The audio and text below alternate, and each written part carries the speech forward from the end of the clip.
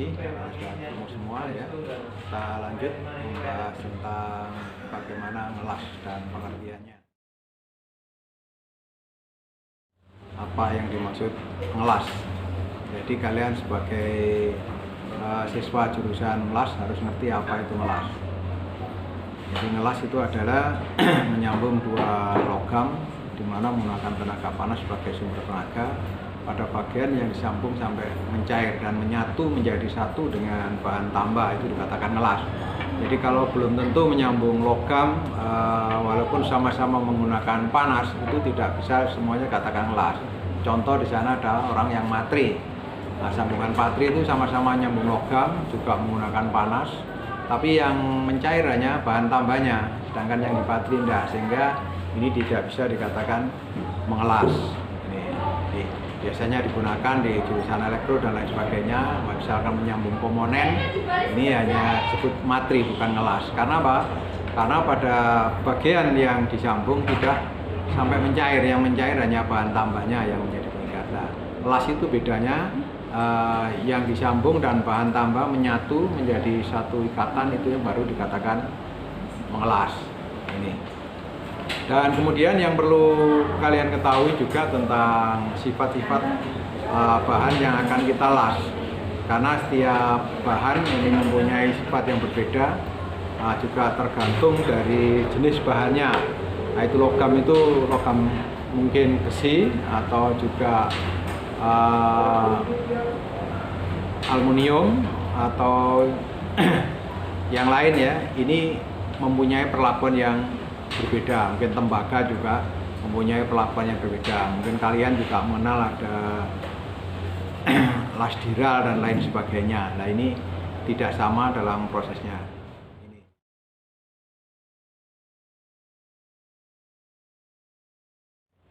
Dan perlu kalian juga bisa membedakan macam-macam las. Mungkin yang kita bahas sekarang termasuk dalam las listrik. Jadi las yang menggunakan tenaga listrik. Pada dasarnya itu ya, ada macam-macamnya. Ada yang las busur manual, ada yang las stick, ada las MIG ya, dan sebagainya. Ini pengembangan dari las busur manual ya.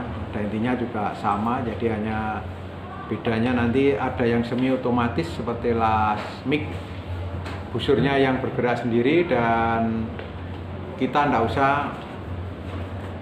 sering mengganti busurnya. Cukup kita mengatur jarak antara benda kerja dengan busurnya ini ya, MIG-nya ini. Sedangkan las busur manual ini terbatas karena panjang busurnya juga makin lama makin habis, sehingga harus diganti tiap satu periode habis harus langsung diganti. Sedangkan untuk las yang seperti las GMAW ini ya, ini karena ada kumparan yang panjang sekali sehingga tidak perlu untuk sering mengganti kawat lasnya. Itu di klasifikasinya beberapa macam las tadi. Ini harus kalian tahu juga, termasuk bagaimana cara pengaturannya, pengaturan arusnya. Jadi arus yang digunakan ini tidak selalu sama, juga tergantung dari tebal tipisnya benda kerja yang akan kita kerjakan. Semakin tebal kita membutuhkan arus yang lebih kuat, karena di sana butuh pencairan yang lebih dalam. Sedangkan kalau semakin tipis otomatis arusnya harus lebih kecil. Nah, kalau arusnya terlalu besar, nanti bahan yang kita las itu bisa meleleh atau mencair semuanya nanti, sehingga maka tidak akan terjadi sambungan, justru maka terjadi lubang. Ini yang perlu kamu perhatikan. Dan beberapa macam las tadi ini juga mempunyai kelebihan dan kekurangannya ya. Misalkan untuk las busur manual ini kalau digunakan untuk las-las untuk logam atau bahan yang tipis, ini cenderung untuk mudah berlubang karena tebal sehingga membutuhkan arus yang lebih kuat, maka ini biasanya gampang lubang. Nah, untuk kerjaan yang demikian kalian bisa menggunakan las GMAW ya, yang menggunakan las tadi, sehingga untuk jenis plat atau ketebalan di bawah atau sekitar 1 mili ini menggunakan plat tadi, ini bisa nanti tidak mengalami lubang atau terjadi lubang. Dan yang perlu diperhatikan juga, untuk las ini ada pelindung ya, seperti kita sesuai dengan SOP-nya. Jadi ada standar operasional ya untuk pekerjaan ini. Ini ada istilahnya K3-nya harus kita perhatikan.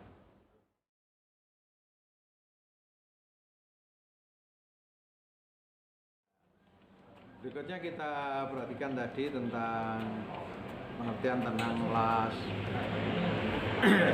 PCAW ini ya, atau plug current arc welding. Ini adalah salah satu jenis las listrik yang memasak filter elektroda secara mekanis terus ke dalam busur listrik yang terbentuk di antara ujung failernya ya, failer elektrodanya, dan metal induk. Nah, elektroda ini atau kawat las pada FCAW ini terbuat dari metal tipis yang digulung secara silindris dan diisi dengan plug sesuai dengan kegunaannya. Las FCAW ini merupakan kombinasi antara proses SMAW, GMAW, dan SAW. Ini. Sedangkan sumber energi ya, dari pengelasan FCAW ini menggunakan arus listrik AC atau DC juga bisa, dari pembangkit listrik atau dari trafo ini bisa ya, atau menggunakan arus dari PLN. Jadi bisa pakai generator, pakai trafo ya, atau pakai dari PLN itu.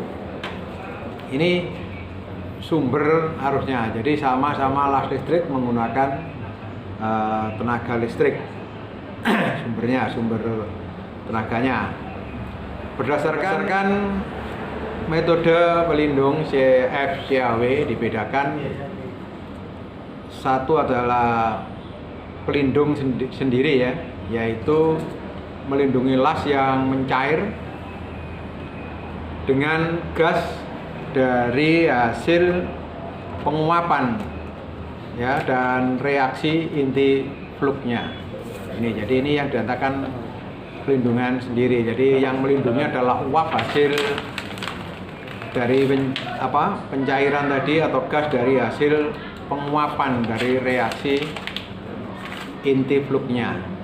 Nah itu jadi uapnya itu melindungi dari hasil pengelasannya.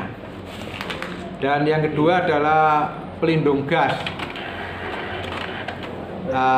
Pelindung gas yaitu melindungi las yang mencair selain dengan gasnya sendiri juga. Ini ditambah dengan gas pelindung dari luar sistem ya, yang diambilkan dari tabung. Nah ini jadi tidak, yang tadi yang sendiri itu didapatkan yang pertama tadi ya, didapatkan dari hasil las itu, dari fluknya yang menguap menghasilkan gas tadi, melindungi hasil pencairan lasnya. Sedangkan yang kedua, nah ini dibantu, memang disiapkan alat pelindungnya dari gas, di samping dari hasil pelindung dari penguapan tadi, ini masih dibantu dengan khusus ya dari tabung. Contoh misalkan gas CO2 ya, mungkin ada gas argon dan lain sebagainya. Ini untuk melindungi hasil pencairan lasnya. Dua metode yang di atas ini sama-sama menghasilkan terak las yang berasal dari plug ya, ini dalam kawat las yang berfungsi untuk melindungi logam las saat proses pembekuan. Jadi habis dipanaskan tadi yang mencair kemudian membeku, ini butuh melindungi untuk menghindari korosif ya. Pelindungnya tadi Nah, ini menggunakan bahan tadi. Namun perbedaan metode di atas ini terletak pada tambahan sistem ya, pemasak gas dan welding turknya ya yang digunakan. Ini yang juga bisa membedakan tadi untuk pelindung hasil pengelasan. Dan weld bednya yang sempit dan dalam ini biasanya untuk menggantikan las mic ya. Jadi karena tempatnya yang sempit dan mungkin dalam, ini tidak terjangkau oleh las lain, maka menggunakan las VCAW ini yang punya kelebihan bisa menjangkau pada bagian yang ruang yang sempit ya dan dalam. Ini digunakan karena kawatnya yang relatif kecil tadi.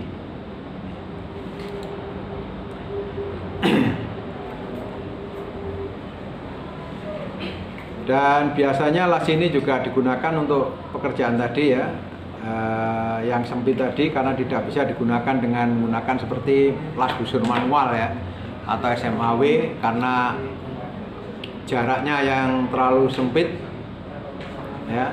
Ini nggak mungkin karena elektrodanya nanti akan menyangkut, maka dari itu digunakan las FCAW ini sehingga kita bisa tetap bekerja walaupun dalam posisi atau keadaan yang tidak mungkin dikerjakan dengan menggunakan las yang lain. Ini kelebihannya diantaranya itu. Dan las ini mempunyai beberapa sifat. Satu ya, untuk FCAW ini mempunyai sifat metalurgi yang las yang bisa dikontrol dengan pemeliharaan fluknya ya, pemilihan fluknya maksudnya ya, dengan pemilihan fluknya. Jadi fluknya ini sebagai pengontrol.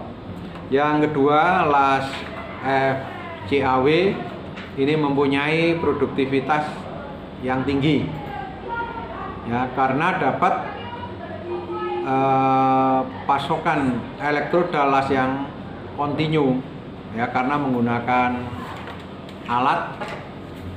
Jadi keluaran elektroda ini tidak dengan tangan kita, tapi menggunakan alat yang otomatis dia bergerak secara kontinu ya, bersendiri, sehingga gerakannya itu teratur, lebih stabil, sehingga bisa menghasilkan hasil las yang lebih baik. Ini sifat-sifat utamanya. Dan yang ketiga, saat pembentukan manik atau rigi-rigi las yang cair dapat dilindungi oleh yang ya slag yang tebal. Ini keuntungan juga. Jadi pada saat membentuk rigi-rigi las ya, ini ada pelindungnya yang berupa slag tadi ya, dengan rigi-rigi, sehingga bisa menghasilkan rigi-rigi yang lebih sempurna, lebih baik. Umumnya untuk pengelasan FCAW ini ya menggunakan gas CO2 atau campuran CO2 dengan argon ini sebagai gas pelindung ya. Jadi gas CO2 yang memang sifatnya itu sebagai apa ya, bukan pembakar lain dengan O2. Kalau O2 ini tidak bisa untuk melindungi, justru malah membakar, sehingga nanti akan hasil las lebih panas. Nah, ini untuk melindungi hasil las tadi perlu penyerap panas tadi, yaitu dari gas yang namanya CO2, yaitu karbon dioksida ini. Dan kadang-kadang ada yang murni, ada yang dicampur dengan las argon, sehingga terkenal las, kadang-kadang las ini disebut juga las argon. Untuk menghindari logam las terkontaminasi udara luar atau menghindari korosif ya. Jadi tujuannya melindungi tadi supaya tidak gampang karatan atau korosif tadi, sehingga kita menggunakan gas CO2. Jadi kalau yang masuk itu banyak kena O2 nya, nanti bisa korosif ini. Atau menghindari korosif, maka harus dilakukan pemeliharaan fluk yang mengandung atau mempunyai sifat pengikat oksigen atau dexidser ya. Ini jadi yang melindungi atau mengikat oksigennya biar tidak terjadi korosi atau kropos. Ya, ini berapa sifat utama dari las FCAW ini yang lotian ini ya. Cara pengoperasionalnya ya, ini yang harus diperhatikan. Jadi las ini bisa dikatakan las otomatis ya, karena elektrodanya itu bergerak sendiri. Mesin las FCAW ini menurut arusnya dibedakan menjadi 3 macam, yaitu mesin las arus searah atau direct current ya, atau DC, dan yang kedua mesin las arus bolak-balik atau yang sering kita kenal dengan arus AC. Masih las arus ganda ya, ada yang mesin lasnya ini arus ganda yang merupakan mesin las yang dapat digunakan untuk mengelas dengan arus searah dan pengelasan dengan arus bolak-balik. Jadi 3 macam alat. Jadi ada yang alat itu hanya ya menggunakan las searah atau DC saja. Ada yang hanya AC saja, tapi ada alat atau mesin las ini yang bisa digunakan kedua-duanya. Ini dikatakan mesin las ganda itu. Jadi bisa AC, bisa DC, hanya tinggal nanti merubah skaklarnya saja ke arah AC atau DC, lihat arus yang digunakan. Ini mesin las arus DC ini dapat digunakan dengan 2 cara, yaitu polaritas lurus dan polaritas terbalik. Ini untuk yang mesin las DC ya. Jadi bisa dengan 2 cara tadi, yaitu polaritas lurus dan polaritas terbalik. Ini, dan untuk mesin-mesinnya harus kamu tahu juga bagian-bagiannya ya, apa yang diperlukan seperti tabung ya, di sana ada tabung gas, nosel, kabel ya, ada regulator. Regulator ini sebagai alat untuk mengatur tekanan ya, yang dari tabung itu ya, yang keluar ke noselnya. Dan mesin las, dan ini harus kamu ketahui bagian-bagiannya sehingga nanti kalau merawat ini bisa dilaksanakan dengan baik dan benar.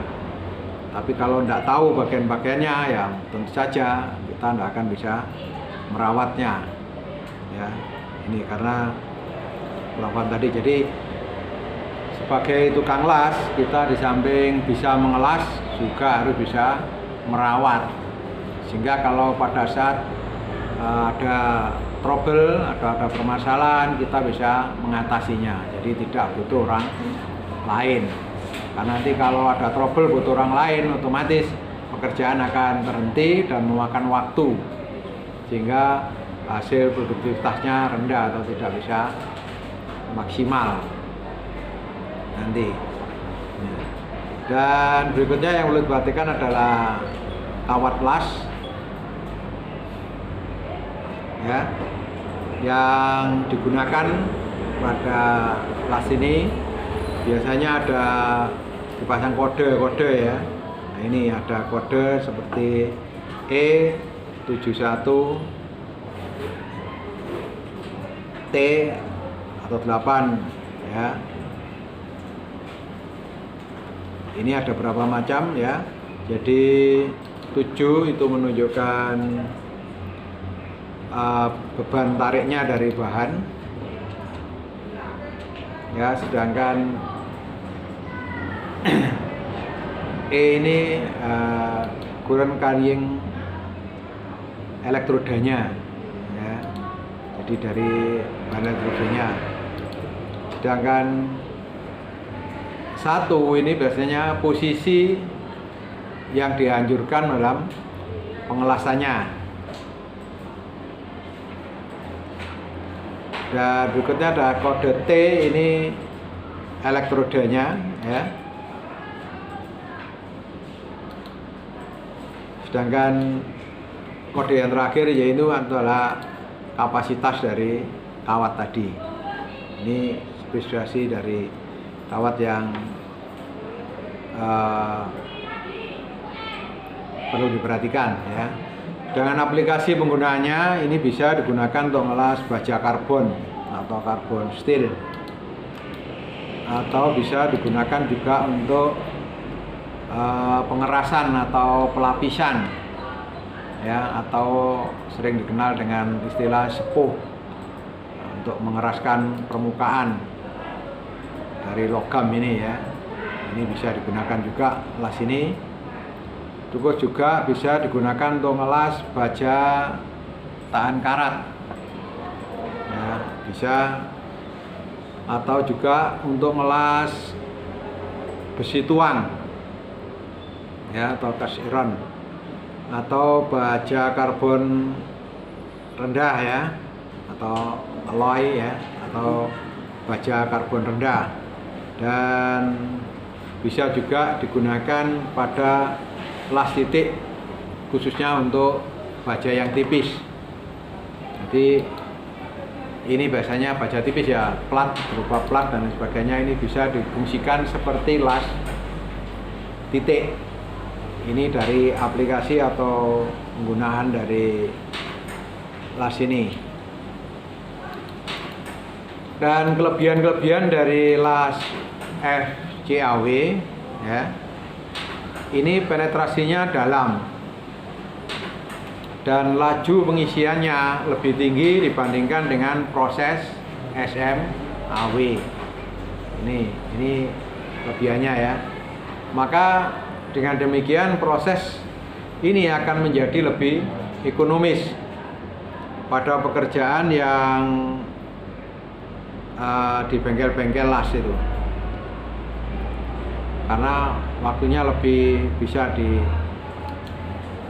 manage dengan baik ya. Ini terus yang berikutnya adalah punya unsur-unsur paduan, bisa ditambahkan ya pada ini untuk membuat jenis komposisi menjadi lebih banyak, termasuk berupa logam paduan. Ini bisa digunakan juga, itu tujuannya adalah sini. Dan fluk memberikan perlindungan bagus pada kawat las dengan membentuk selubung gas ya, pelindung dan lapisan slagnya. Ini kelebihannya. Dan yang berikutnya cocok untuk pengelasan semua posisi tanpa menimbulkan masalah ya. Jadi seperti yang terdapat pada GMAW, hubungannya singkat ya. Ini jadi bisa diterapkan dalam segala posisi.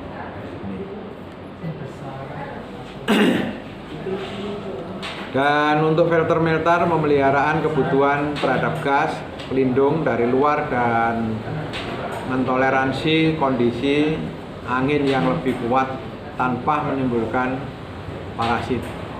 Proses ini dianggap sama dengan proses elektroda terbungkus terhadap toleransi angin, dan juga bisa digunakan untuk pengelasan dari arah satu sisi ya, pada sambungan T, Y maupun K, seperti struktur anjungan lepas pantai ya, untuk menggantikan elektroda terbungkus. Dan juga bisa digunakan untuk fail pass ya, pengelasan semua posisi pada juru las ya. Dan yang terakhir bisa digunakan untuk pengelasan benda-benda tebal dan pelapisan. Ini jadi walaupun ini las ini dikatakan serbaguna tadi ya, bisa untuk benda kerja yang tebal maupun untuk pelapisan, pengerasan atau penyepuan. Ini bisa dilakukan menggunakan las TAW ya. Dan di samping kelebihan, las ini otomatis ya punya kelemahan-kelemahan ya. Di antaranya untuk kelemahannya dari las FCAW ya, ini membentuk lapisan slag yang harus dikikis di antara lapisan-lapisan las. Jadi butuh pembersihan Mas ya. Dan yang kedua, ini tidak merupakan proses low hidrogen ya. Ini. Dan tiga,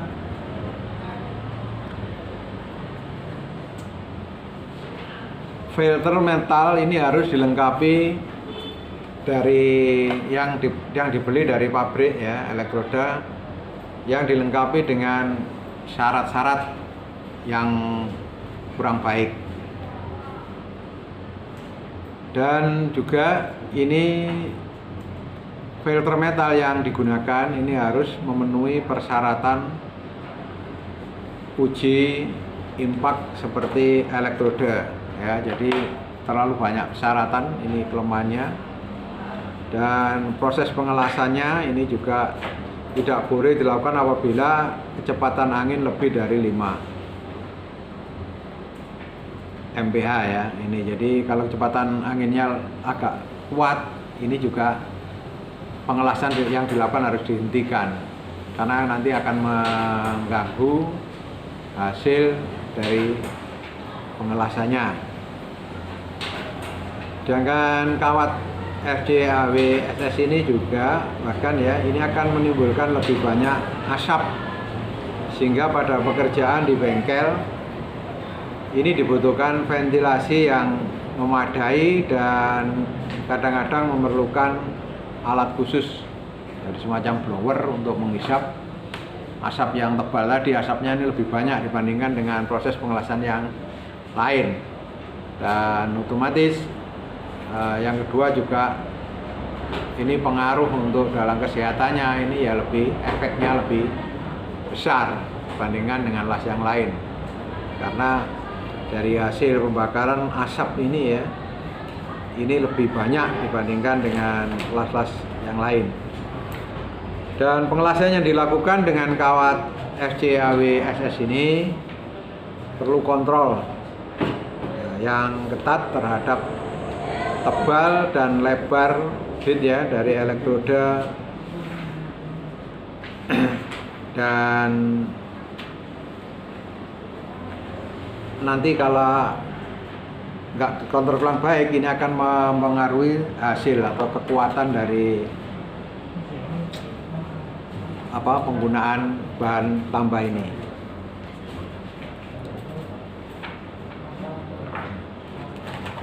Ya, itu beberapa yang bisa saya sampaikan tentang las FCAW. Mudah-mudahan manfaat dan selamat belajar. Saya akhiri, wassalamualaikum warahmatullahi wabarakatuh.